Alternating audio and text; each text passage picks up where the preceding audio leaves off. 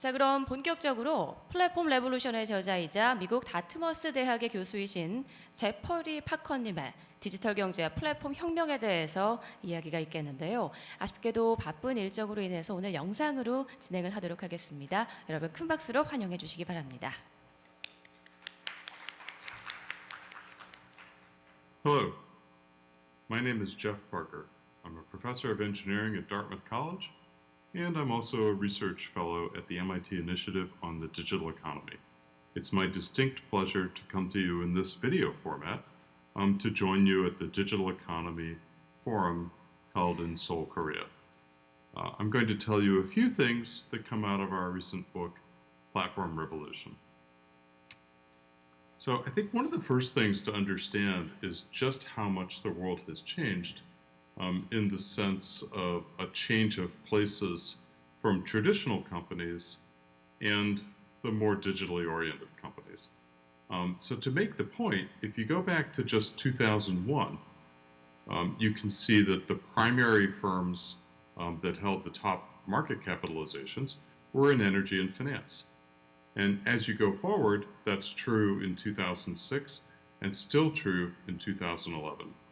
However, by the time you get to 2016, you can see that there's been a complete changing of the guard and that the leading firms have all got the element that they are exchanging bits instead of atoms as the primary way that they're creating value. This has been tremendously disruptive to the previous leaders. And if you look at the market caps, just to put into context how much change there's been, oil and banking are both roughly about $1.5 to $2 trillion for the top 7 firms. But if you look at the top 7 technology firms, it's roughly $5 trillion, even after some of the recent kind of downturns in the market that have taken place over the last couple of months. And so, as you can see, the tech companies have really displaced the previous leaders. That's particularly important because a lot of this value is getting generated in ways that don't require huge asset investments. So if you take a look at oil and gas and you think about the technology that you have to put into place, it takes tremendous assets, from the oil rigs to the refining and processing plants, to the transportation systems that you use to manage offshore oil and gas. The whole enterprise takes on the order of tens of billions of dollars for any one field, and the industry consumes several $100 billion of capital expense in any given year. So just tremendously asset heavy. And on the flip side, the platform firms are often asset light. So the sort of standard examples of Airbnb or Uber are systems where they're really taking spare capacity that's in the economy and then creating markets to exchange that spare capacity to create value. One of the things that I think has been particularly interesting is the degree to which the platforms have been very concentrated in Asia and in North America. Of course, you've got the kind of California and Seattle firms of Microsoft and Apple and Google and Facebook. And then you've also got the giants in China of Tencent and Alibaba. You have some presence in Europe, and interestingly, some presence in Africa and, of course, in Japan. But the important point is that there's been concentration, and so the countries and regions that don't have big platform presences are asking the question, well, what do we do? How do we think about this? What are the regulatory issues? And how big of a problem is this in the long run?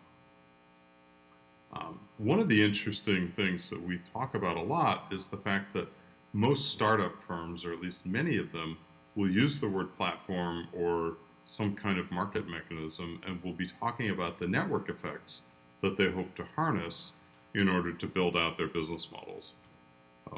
Many existing firms that exchange products and services are also looking at how they might adapt and change themselves to become platforms. we would hold that all firms are going to have to deal with platforms, and so we think it's worth spending just a few minutes to look at some of their structure. So to start with, we'd say, well, if we're going to define a platform, let's at least start with what one isn't. So we think a lot about a pipe model, which is this linear value chain, which is the way that most of us as kind of managers and scientists and business people have come to view the world. And we think of it as securing some source of supply, transforming that supply of materials into some kind of subsystems and components, and then assembling those subsystems and components into some final product, and then getting that final product out to a market. And then the idea is that the money flows back up the chain in order to then compensate all of the supply chain partners. The challenge here is that although value accumulates from stage to stage, you're really optimizing flows that go in a single direction, and there don't tend to be strong network effects, by which we mean users who create value for other users so that the systems get more valuable with the number of people who join. By contrast, when we think of a platform, we think of these as a triangular system that facilitates the direct interactions of one type of user of the platform, often a demand-side user, and the other type of user, often a supply-side user.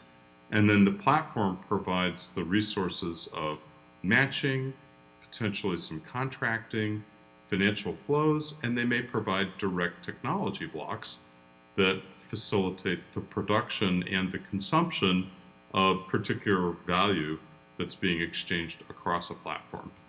So to make that a bit more concrete, let's look at the example of something like Google when they did their search.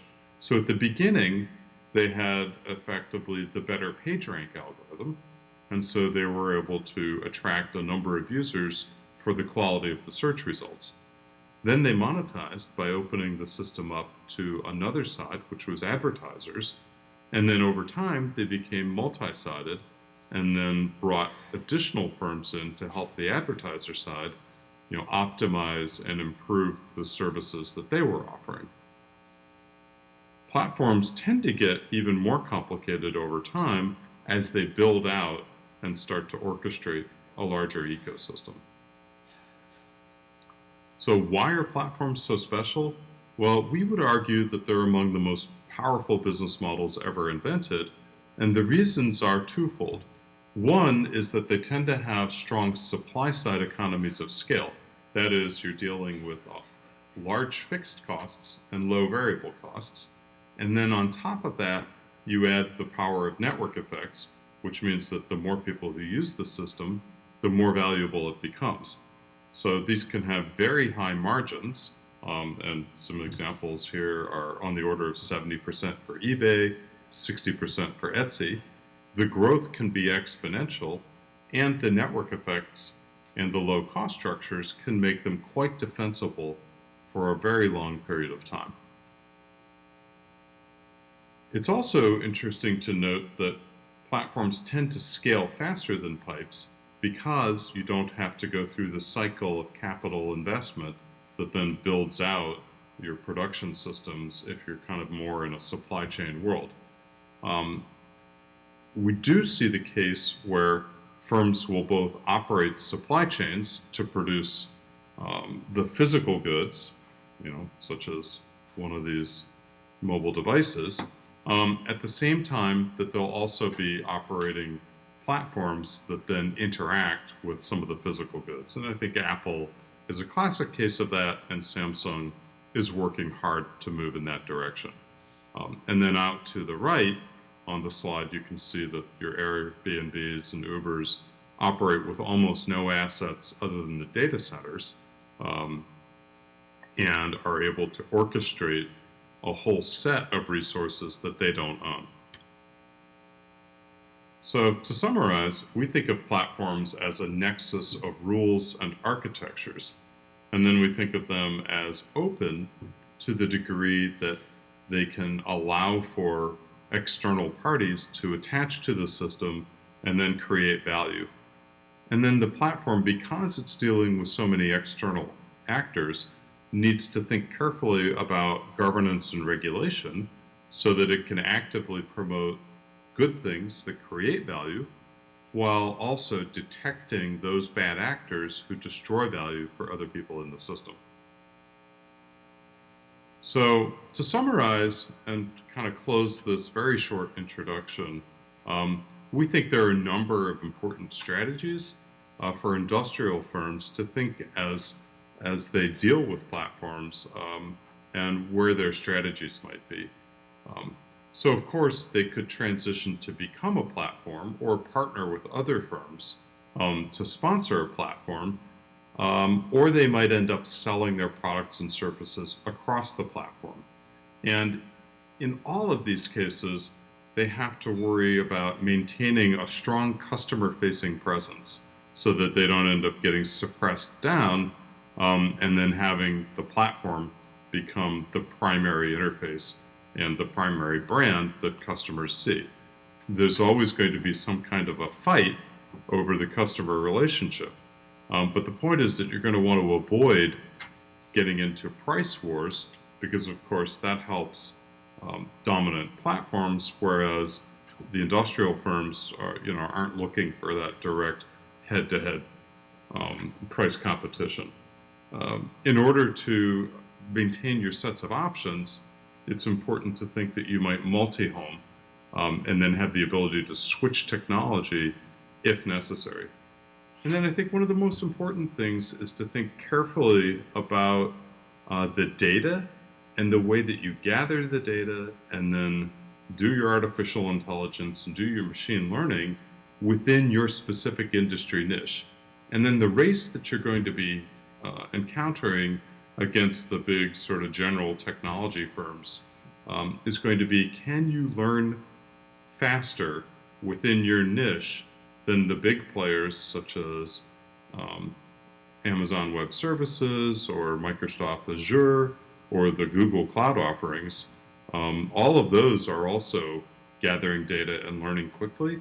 And so the game is, well, can I do this within automotive, or I can do it within oil and gas, or within shipbuilding, or some kind of manufacturing industry, and learn even faster because I've got a technical expertise that comes from my long history of engineering and product development and participating in those markets.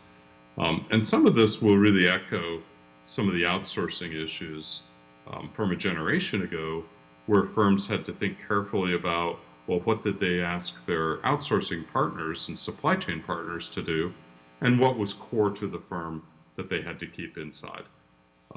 So it's been a real pleasure to just introduce some of these ideas. I hope you have a wonderful conference, and thank you so much for inviting me in this virtual sense. Take care.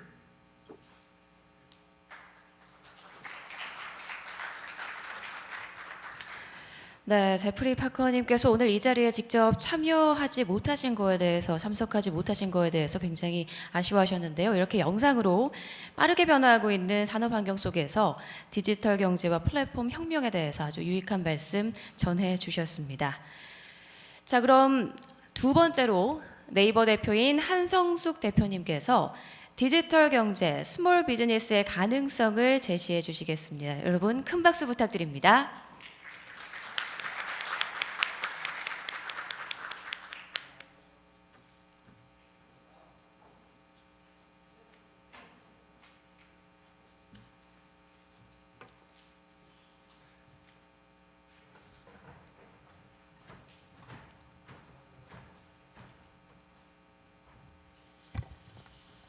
네, 안녕하세요. 인사드리겠습니다.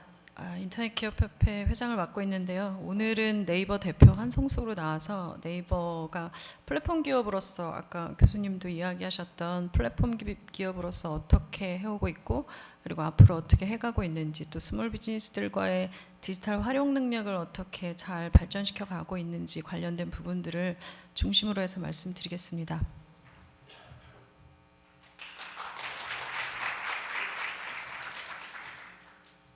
지금 이곳이 여의도인데요. 다들 아시는 것처럼 최근에 디지털 경제와 여러 가지 분야의 기존 산업들 간의 충돌과 그리고 과정에 대한 이야기들이 굉장히 많습니다. 이 부분에 대해서도 오늘 보고 있는데요. 스몰 비즈니스 관련된 부분을 중심으로 한번 데이터를 찾아봤습니다. 우리나라 경제를 구성하는 데 있어서 가장 큰 축이라는 건 누구나 다 알고 있습니다. 560만 명이 넘는 분들이 스몰 비즈니스 사업에 종사하고 있고, 이분들이 2명 내지 4명의 그 관련된 부분에 생계를 책임지고 있다면 거의 2천만 명의 생계를 책임진 형태가 우리나라는 스몰 비즈니스 사업의 형태를 띠고 있다고 봅니다. 사업체 수의 83%고 GDP의 30%를 차지하는 굉장히 중요한 영역이라는 것을 통계를 통해서 한번 찾아봤습니다. 스몰 비즈니스를 조금 더 찾아봤는데요. 사실 창업이란 이름을 쓰고 있지만 스타트업들은 혁신 성장과 스타트업들의 정신과 이런 이야기들을 하지만 스몰 비즈니스 분들은 퇴직 후에 시작하는 경우가 많습니다. 창업의 나이들이 대부분 50대 이후가 많고, 그리고 이러다 보니까 주로 저희가 알고 있는 편의점이나 프랜차이즈와 관련된 부분에서 소매나 음식, 숙박업에 종사하는 부분들의 쏠림 현상이 굉장히 높습니다. 이건 창업하자마자 굉장히 극심한 경쟁에 들어갈 수밖에 없다는 상황이고요. 그럼 이분들이 사실은 어떤 지식이 있거나 사업이 있거나 한 게 아니라 회사를 그만두자마자 바로 창업 현장에 내몰리는 그런 현대 상황입니다. 여기에 디지털의 역할이라고 하는 것이 무엇인가를 중심에 놓고 한번 생각해 봤는데요. 디지털 시장에서 그럼 스몰 비즈니스의 영역은 어떠냐라고 하는 부분들입니다. 디지털 변화는 제일 먼저는 사실 소매업에서 시작됐습니다. 저희가 주로 쇼핑몰이라 불렀던 부분들인데, 온라인에서 먼저 소매업을 시작했던 커머스 산업의 비중이 매년 높아지고 있습니다. 최근에 25.7%까지 가고 있는데요. 이 디지털 기반으로 한 온라인 커머스는 작년 한 해 거래액이 91조에 달하고 100조라고 이야기하시는 분들도 있습니다. 온라인 커머스의 성장은 잘 아시는 것처럼 저희가 택배, 물류, 배송 여러 가지 유관 산업들의 성장이 이루어졌고, 그리고 그걸 통해 부가가치도 만들어지고 고용 효과도 있지 않냐라고 저희가 생각하고 있습니다. 그런데 사실은 스몰 비즈니스를 하시는 분들이 디지털을 활용한다는 것이 그렇게 생각보다 쉽지는 않습니다. 일단 네이버를 기반으로 해서 놓고 보면 저희가 지역 정보라고 해서 자기 가게를 그냥 무료로 전화번호부처럼 갖는 기능을 가진 그런 기능들을 제공하고 있는데, 이걸 활용하는 분들이 전체 568만 명 중에 한 절반 정도도 안 되는 분들이 이걸 사용하고 계십니다. 결국 절반 이상은 무료로 전화번호 검색에 넣을 수 있는데도 이걸 사용하는 방법을 모른다거나 하시고요. 저희가 본격적으로 디지털을 활용한다고 할 수 있는 실제로 무료 쇼핑몰 도구를 사용한다든지 예약 기능을 쓴다든지 또 검색광을 통해 마케팅까지 한다든지 하는 비율은 6% 정도에 불과합니다. 그러니까 아직까지 사실 디지털 관련된 산업이 시작은 됐지만 본격적 경제로 나가는 이제 시작 시점 아닐까라는 것들을 네이버의 데이터를 통해서도 확인해 볼 수 있습니다.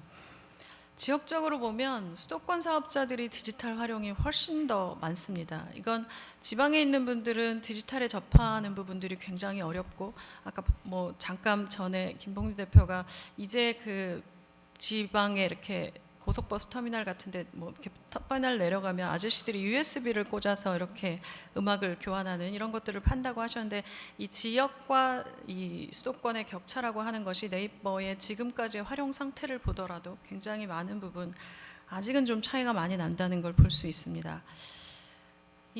저희의 역할이 뭘까라는 부분들을 고민했습니다. 네이버가 지금까지 이제 내년이면 20년입니다. 20년이어서 네이버의 성장이 이 디지털 경제의 성장으로까지 가고 있는 건가, 아니면 네이버만의 성장으로 가고 있는 건가라는 부분에 대한 고민이 많았고, 그리고 저희가 스몰 비즈니스 사업이라고 하는 부분의 이야기를 계속하면서 네이버의 역할에 대해서 좀 더 많은 고민들을 지난 몇 년 전부터 좀 시작해 왔습니다. 네이버에는 하루에 3천만 명의 대한민국 그 전 세계에서 한글을 사용하실 수 있는 분들이 접속하고 있고요. 여기서 사업을 하시는 분들과 창작을 하시는 분들이 대략 한 300만 명 정도 된다고 봅니다. 이분들이 어떻게 만나고 어떻게 다양한 고객들과의 관계를 맺어갈 거냐라고 하는 부분들에 대해서 좀 더 네이버가 더 적극적으로 나설 수 없을까라는 고민이 저희가 지난번에 했던 2016년부터 발표했던 프로젝트 꽃입니다. 스몰 비즈니스와 창작자들을 지원하고, 그리고 사실은 쇼핑몰 주인들도 대부분 쇼핑몰의 이름으로 기억되지, 그 쇼핑몰의 주인이 디자이너의 이름으로 기억된다든지 창업자의 이름으로 기억된다든지 하지는 않습니다. 저희가 굉장히 잘 알고 있는 스타일란다라는 기업도 스타일란다라는 이름은 알지만 창업자의 이름을 잘 기억하지 못하고, 그래서 이런 부분에서의 누군가의 이름이 부여되고 그 이름이 잘 알려지면 조금 더 지금 팔고 있는 가격보다는 좀 더 높은 가격에 파는 부가가치들도 얻어낼 수 있지 않을까라는 고민들이 있었습니다. 그리고 오프라인의 굉장히 다양한 작은 매장들을 네이버 안에서 어떻게 좀 더 잘 보여줄 수 있을까라는 고민들이 있었습니다. 이것의 대표적인 사례가 저희가 지금부터 소개해드릴 네이버의 쇼핑윈도우입니다.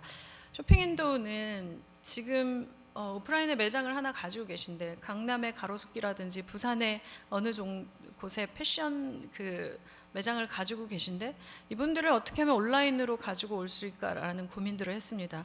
저희가 생각하는 O2O는 온라인이 오프라인으로 나가는 것도 있지만 오프라인이 온라인으로 들어오는 것에 대한 고민이 굉장히 많았던 편입니다. 그래서 온라인의 매장을 가지신 분들이 사실 월세도 높아지고 직원도 계속 고용하고 하는 구조들이 있는데, 하나의 매장을 좀 더 적은 비용으로 더 마련할 수 있다면이라는 것이 네이버 쇼핑 윈도우의 사실 생각의 기본이었습니다. 그래서 오프라인에 있던 매장을 온라인에 하나 더 복제해서 가지면 이것이 어떤 가치를 더 만들어낼 것인가라는 부분에 대해서 집중해 봤습니다.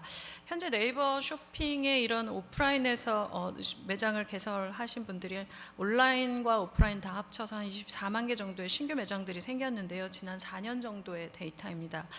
이분들이 좀 더 온라인과 오프라인을 더 잘 쓰고, 그리고 오프라인과 온라인을 동시에 쓰거나 온라인을 온리 쓰거나 했을 때에 어떤 변화가 있을지라는 부분에 대해서 집중해 봤고, 이게 결국 지난 4년간 저희가 데이터를 네이버의 데이터도 봤더니 네이버의 큰 성장에도 굉장히 많은 도움이 같이 있었다는 겁니다. 그래서 이제부터 어떻게 같이 더 잘 갈 것인가라는 부분에 대한 고민들이 있었고요. 하나씩 조금 더 성공적인 사례 먼저 하나씩 말씀드리고, 그리고 그 뒤쪽 더 이어가겠습니다.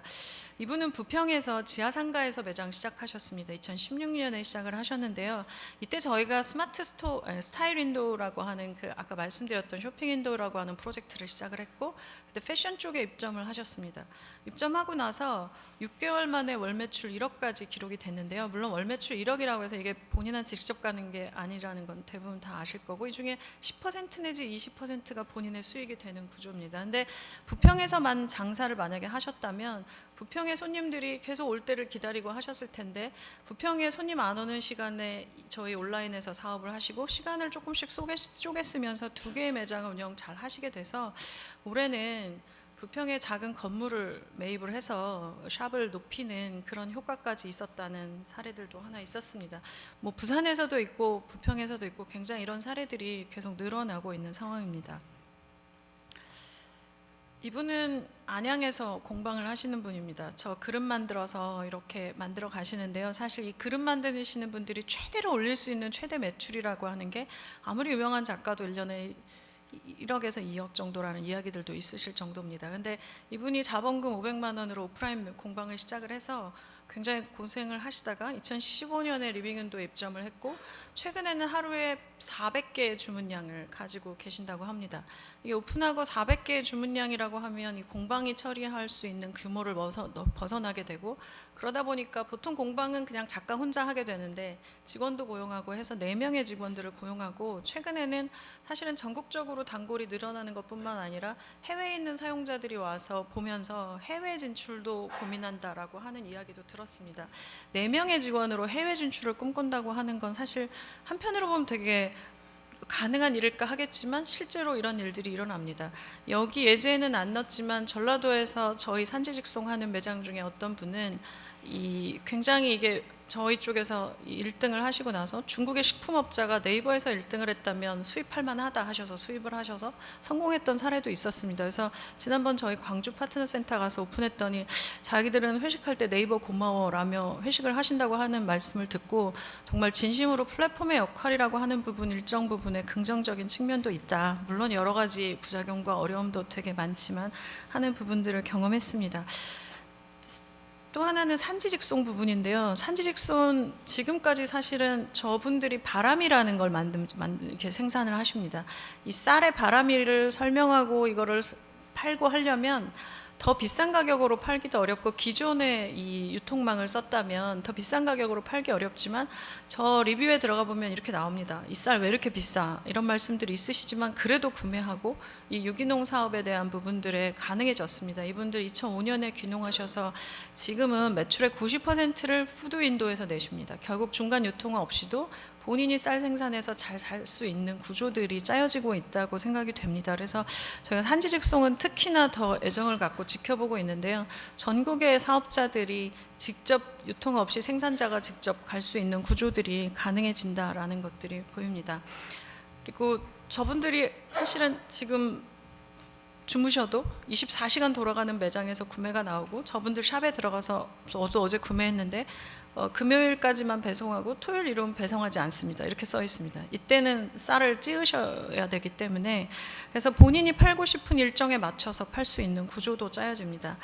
온라인에서 매장을 하나 더 가지고 있으면 사실은 동네의 단골을 잘 관리하는 것도 중요하지만 남는 시간에 전국적으로 단골을 맺을 수 있는 가능성이 열린 겁니다. 그래서 온라인과 오프라인의 매장을 상호 보완적인 체계로 운영할 수 있는 것이 커머스 영역에서 시작됐다고 생각합니다. 그래서 이 부분에서 앞으로도 오프라인의 매장을 가지고 계신 분들이 어떻게 더 디지털 역량을 늘릴 것이냐. 저희가 요즘 집중하는 부분들은 디지털 활용 능력이 사업자들도 좋아져야 그 다음 세계의 기회가 열린다는 것입니다. 그래서 저희가 디지털 활용을 돕는 것 외에 또 한 가지 데이터를 좀 들여다봤습니다. 4년간의 데이터를 봤더니 어느 정도까지 매출을 몇 년 안에 달성해야 그 다음 단계로 나가는 것이 훨씬 더 이렇게 기회가 더 있더라라는 부분들입니다. 그래서 스마트 스토어의 창업자 한 1,500명을 심층 조사하고 저희 오후에도 세션 있으신데 서울대 유병준 교수님 팀하고 4년간의 스마트 스토어의 창업자 데이터를 한번 분석해 봤습니다.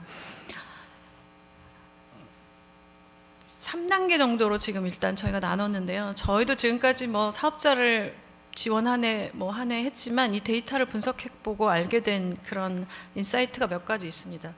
그 200만 원까지의 달성 기간이 그러니까 매출을 200만 원까지 올리면 이 매장이 유지될 비율이 2배가 높아집니다. 그러니까 빠른 시일 안에 매출을 200만 원까지 올릴 수 있도록 돕는 게 굉장히 창업 단계에서 시작 단계에서 중요하다라는 걸 알게 됐습니다.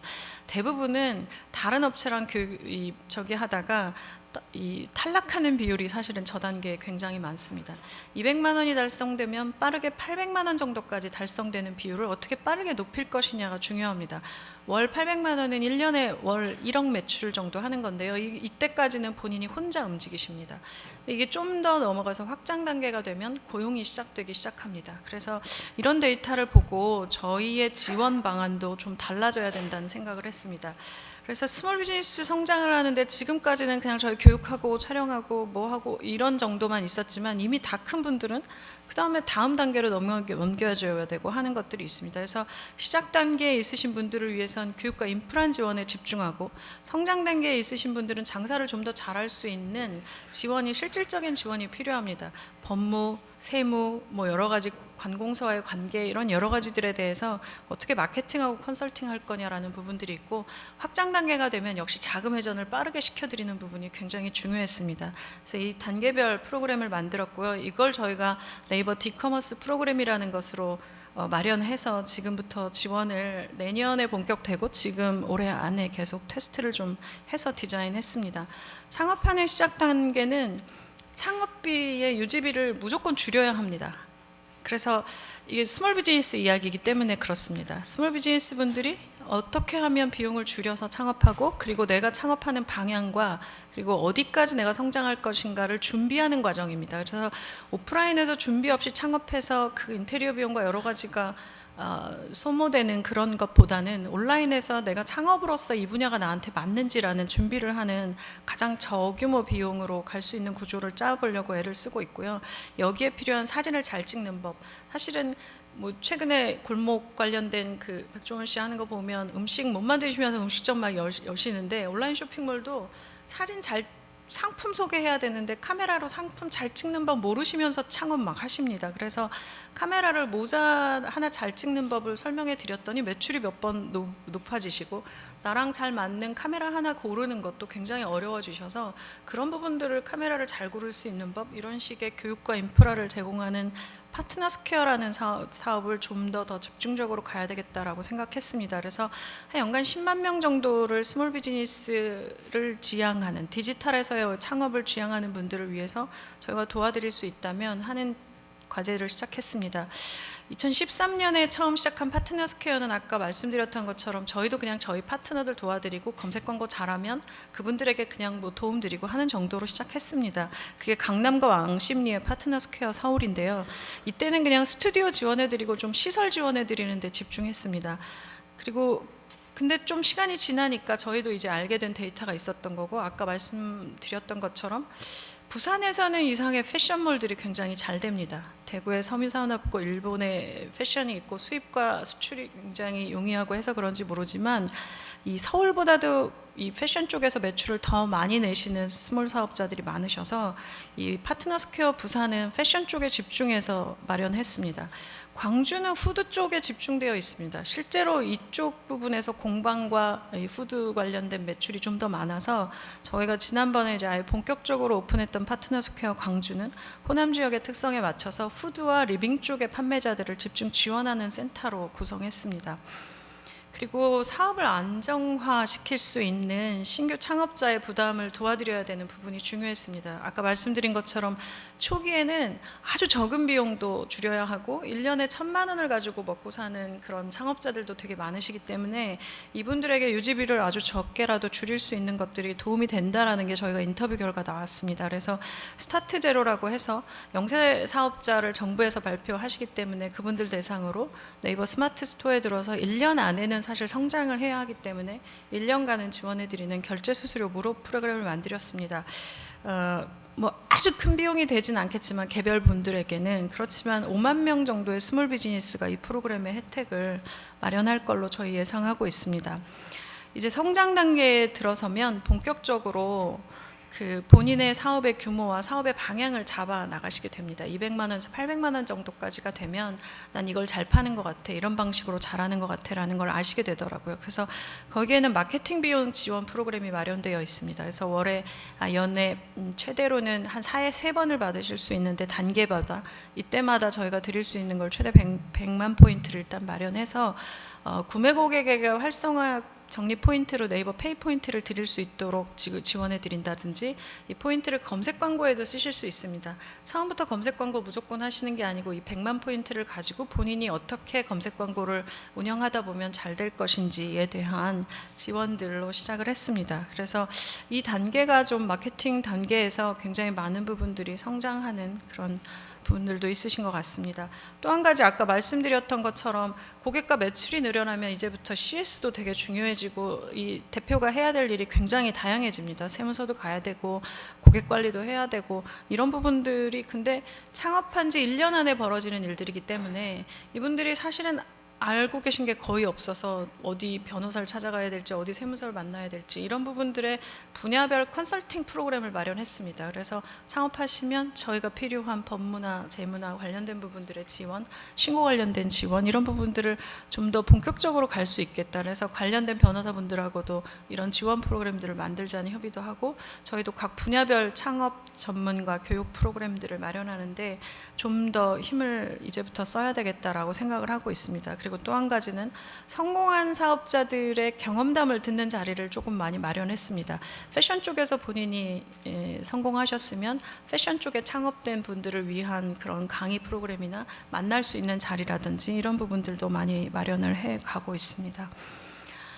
이제 사업의 확장 단계가 되면 올해 그래도 어쨌든 연에 1억 이상의 돈을 다루시게 되고, 그리고 물건이 좀 팔리는데 저희가 온라인 이 사업의 특성상 고객이 구매를 확정해야 돈이 사업자한테 입금이 됩니다. 이 기간이 보통 짧게는 일주일에서 길게는 2주 정도 걸리는데요.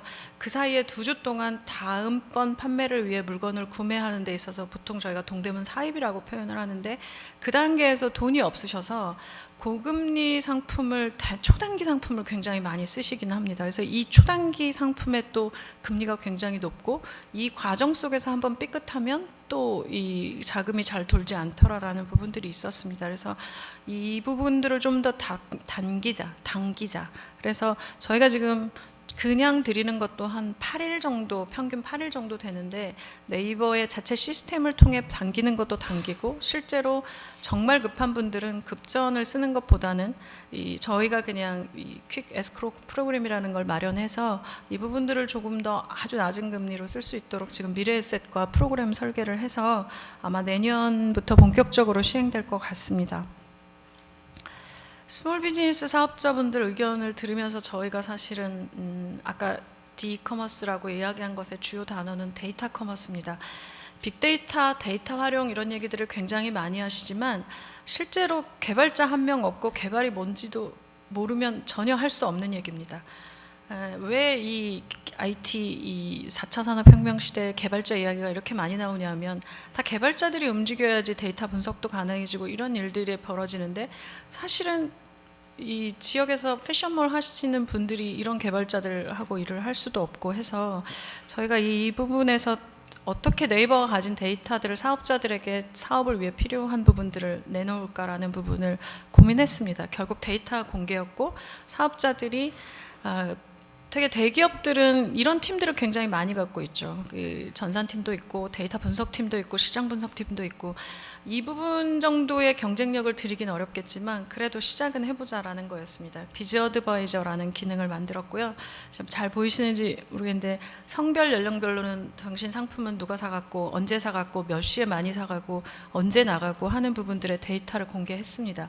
상품 판매 데이터 분석이 높아지고 나서 사업자들 되게 좋아졌습니다. 이게 온라인, 오프라인에서만 장사하시다가 온라인에서 장사하시면서 굉장히 달라진 지점이라는 이야기들을 하십니다. 우리 아까 부평의 상가분도 우리 가게에 문 열고 들어오는 사람이 사실 성별은 눈으로 알 수 있지만 나이는 몇 살인지 어디 사는지 저 사람 언제까지 하는지 또 다음번에 올지 말지 다음번에 와서 한 10번쯤 와야 단골이 되는 이런 구조들이라면 데이터는 이걸 바로 알려줄 수 있습니다.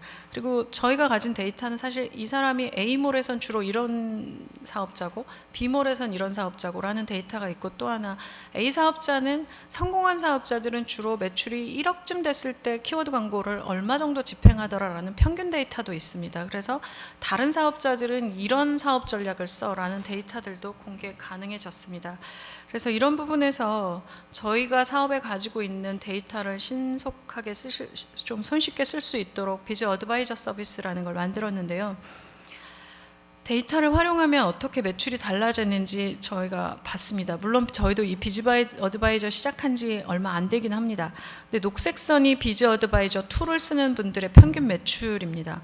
파란색 선이 네이버에서 장사를 하시긴 하지만 비즈 어드바이저 툴을 적극적으로 잘 사용하시지 아직은 않고 있는 분들인데 굉장히 극명하게 매출의 차이가 드러납니다. 그래서 사업자들이 데이터를 이해하기 시작하면 어떻게 매출이 달라지는지를 저희도 이 그래프를 보고 이게 정말 이렇구나라는 걸 다시 한번 확인한 겁니다. 그래서 2019년 내내 데이터를 더 공개하고 사업자들이 필요한 데이터를 더 사업을 잘 하실 수 있는 쪽에 집중해서 갈 예정입니다. 왜 이런 부분에 집중하냐? 이분들이 네이버와 함께 잘 되면 네이버의 플랫폼도 훨씬 더 크고 단단해질 거라고 믿기 때문입니다. 그래서 사업자분들이 이제 데이터 페이지에 대한 요구도 훨씬 더 정교해지시고 이것도 해줬으면 좋겠어, 이것도 해줬으면 좋겠어 라는 요구가 많아지시면서 네이버의 데이터 플랫폼도 역시 같이 좋아지는 효과들도 있습니다. 지금까지 네이버가 사실은 스몰 비즈니스 성장을 위해서 몇 가지 노력들을 했는데요. 마지막 성장 단계에 한 번 더 있습니다. 본인의 나를 어떻게 더 잘 알리고 본격적으로 알릴 거냐라고 하면 네이버 메인에 나 어떻게 하면 나가냐라는 것들이 굉장히 많은 요구들이십니다. 네이버 메인은 아까 말씀드렸던 것처럼 잘 되면 3천만 명, 안 돼도 굉장히 작은 주제판이어도 하루에 20만 명에서 30만 명을 확보하게 됩니다. 그분들에게 노출되면 그 분야에 관심이 있는 20, 30만 명은 굉장히 큰 시장일 수 있습니다. 스몰 비즈니스 사업자들에게.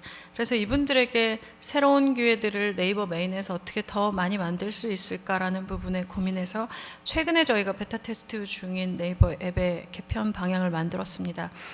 오른쪽은 기존의 판들이고 왼쪽에 지금 저희가 말씀드렸던 스몰 비즈니스들과 마이데이터 관련된 부분들과 커머스의 영역들이 어떻게 더 잘 도와질 것인가, 그리고 그분들과 함께 이 마이 단골 페이지를 만든다든지 이런 태그와 관련된 부분들을 만들어서 같이 만들었을 때 이게 이제 사용자들에게 어떤 평가를 받을 것인지에 대한 고민들을 계속 해가고 있습니다.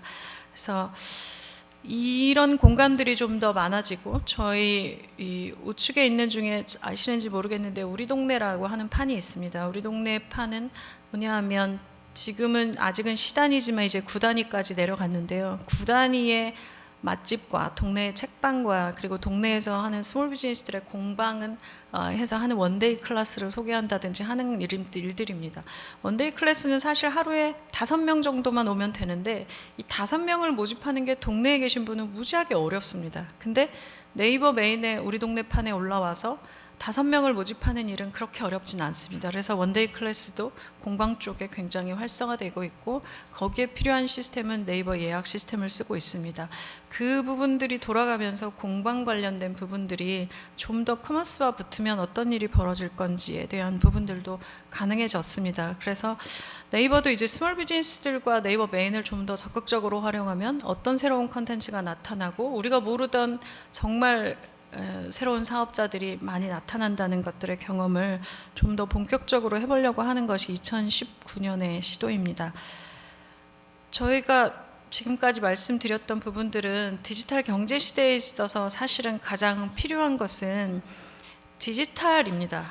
디지털 활용 능력이 없이는 좋은 상권을 차지하고 좋은 접객 능력을 갖고 하는 것들의 오프라인에서의 좋은 그 상권을 확보하는 것처럼 이 디지털에서의 좋은 능력은 디지털을 어떻게 잘 활용할 것인가의 능력이라고 생각합니다. 그래서 디지털 활용 능력을 높이는데 직접 개발하고 직접 만들고 직접 다 하면서 하는 것이 어려운 부분을 플랫폼의 역할이라고 봤습니다.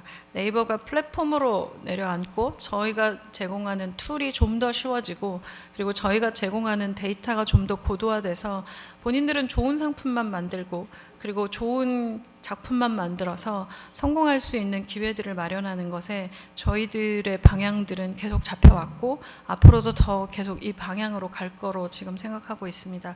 스몰 비즈니스들이 디지털 경제 시대의 주역이라고 생각하는 지점에 저희 지난 4년의 생각은 변함이 없고 계속 더 강해지고 있습니다.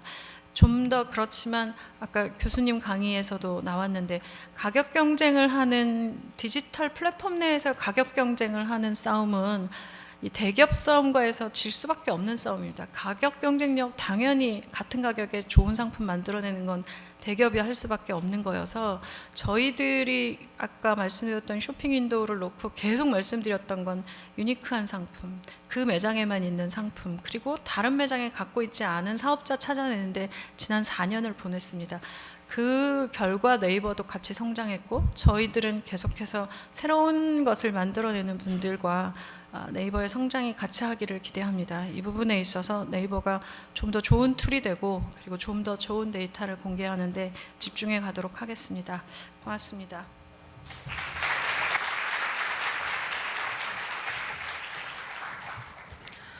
네, 한성숙 네이버 대표님께서 디지털 경제, 스몰 비즈니스의 가능성, 그리고 그 안에서 네이버의 역할에 대한 고민과 성과에 대해서 말씀해 주셨는데요. 조금 더 우리에게 실질적으로 와닿고 도움이 되는 그런 강연이지 않았나 싶습니다. 다시 한번 감사의 말씀 전합니다. 자, 마지막 강연자 소개해 드릴 텐데요. 엑골 42 총괄 디렉터인 소피 비제르님이 디지털 경제사회의 교육 혁신에 대해서 발표를 해 주시겠습니다. 오늘 이 자리를 위해서 멀리서 힘들게 오신 만큼 더욱더 뜨거운 박수로 모셔보겠습니다.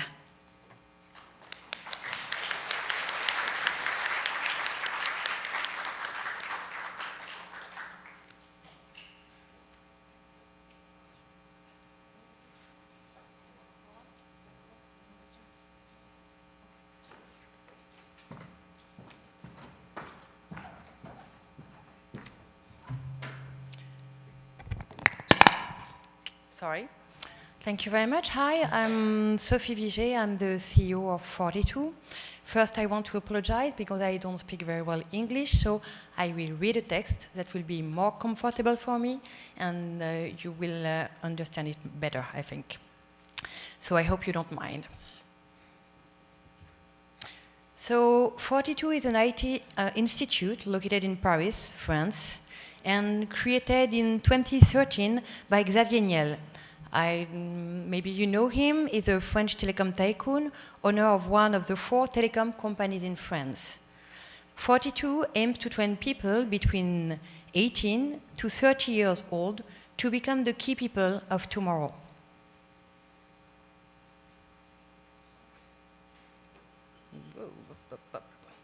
So during the third industrial revolution, also called the digital revolution, innovations like personal computers, internet, and information and communications technology appeared. But we are now in the fourth industrial revolution. The world is changing. Disruptive technologies and trends such as Internet of Things, robotics, virtual reality, and artificial intelligence are changing the way we live and work. According to a study of the Institute of the Future and Dell Technologies, we know that 85% of jobs in 2030 do not exist today. So obviously, not only new IT skills will be required by companies, but also, more importantly, new soft skills like adaptability, creativity, problem solving, collaboration, and self-learning. Another consequence is that the lack of digital talent will intensify. So, to answer these issues, and because there's a huge gap between qualification obtained from schools and skills required by companies, we have to create a new way to train our children to face the future. So in 2013, we decided to create 42. Today, because our French high school degree is not able to reveal IT talent, we decided to have no degree requirement. Also, we wanted a tuition-free school. What we try to do here is to detect IT talent regardless of any school background and regardless of any social background. In the last 2 PISA reports, unfortunately, in France, there is a strong relationship between being from a poor social background and access to higher education. Also, our selection process to detect IT talent is a strong one, with online tests first, then a 4-week intensive selection period at 42 called piscine. It's a French word for swimming pool. It's a 4 weeks, every day, including weekends, days and nights, no breaks. So during this immersion process, the candidates, not yet students, will have to collaborate to solve problems in groups and begin to learn how to code by themselves. Some of them do not know how to code. Some of them have never created a piece of software before, but they can do the selection process, and also they will know if they fit into our peer learning pedagogy. So today 42 in France is 3,800 students strong, with 35 staff, and it is open 24/7. You can see a picture of one of our computer rooms. Our building in Paris holds almost 900 computers for our students. This room is the place where our peer learning model is applied. So now I'm going to explain you our pedagogical model. So our pedagogy, based on peer learning, has neither lectures, teachers, MOOC, nor online courses. So what do our students do? They face software development challenges. They need to create pieces of code with no clues on how to solve their problems. To achieve this goal, their job is to gather information, to collect information, to test and filter this information, detect what is true, false, irrelevant, useful, to hopefully find a solution to their problems. Well, usually they can't do this alone. So they need to collaborate, to exchange ideas, to debate, and at some point to create a collective intelligence So everyone gets a new idea that no one thought of the first time. They will try new hypotheses, probably fail, then try again, and so on up to the objective. So it's a try and fail approach. So when a project is over, the peer evaluation system is open. So each student will receive 5 marks from other students using a rating scale. In case of failure, the student will redo the project. After success, it unlocks the next project or projects. At some point, students can make their own choices, thus progressing on an individual path. They can also choose their own pace. So the full curriculum is designed for 3.5 years. Some students complete it in 1.5 years, but others will need 5 or 6 years to achieve it because they need more time to learn, or sometimes because they have a part-time job to live in Paris, or sometimes because they are doing another curriculum in parallel. So, although the whole curriculum is designed like a video game, students are divided into houses, like in Harry Potter, and they earn experience points, get achievements and badges as they progress and go to the next level. The gamification process is a motivation lever and also legitimize a try-fail approach to reduce failure stigmatization. This pedagogical model was designed initially to fit the needs of the IT world. So when you are employed in a company, there is no teacher. You need to create actual and functional pieces of software. Today, collaboration is mandatory to create a competitive product because diversity is an important aspect of innovation. Also, our pedagogical model can be connected to the work of Freinet, Montessori, Piaget, and Sugata Mitra, who have been specialists in pedagogy for the last century. I have been told that our model can also be called natural learning. We create a context where entertainment, passion, and self-confidence are the keys of our learning process.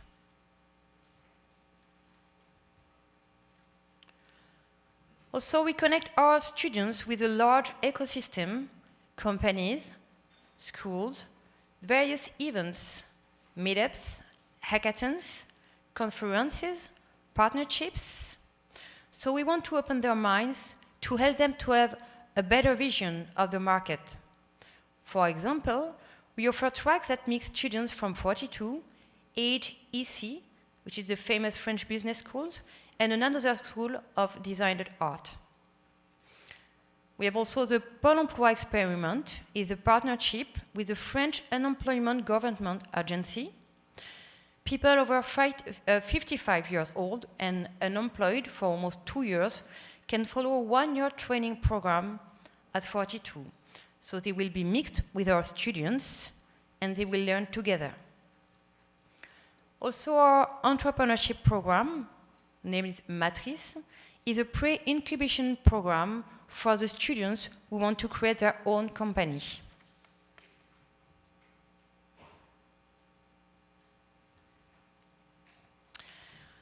Of course, our students develop technical skills, but this is not the only goal. IT is evolving very fast, and most of today's content will be obsolete in 5 or 10 years, or maybe 1. So we also want them to develop skills like adaptation, creativity, collaboration, problem solving, self-learning, and empathy. We need to develop an agile state of mind for our students. So we think these abilities will be the most valuable skills for the 21st century. So what are results so far? First, a lot of jobs and internships offers. Outstanding feedback from companies. Some students choose to launch their career because of good job opportunities. companies tell us that we develop the expected skills. And mostly, an upsurge of pedagogical franchise requests. We have more than 10 franchises and a lot of more coming up.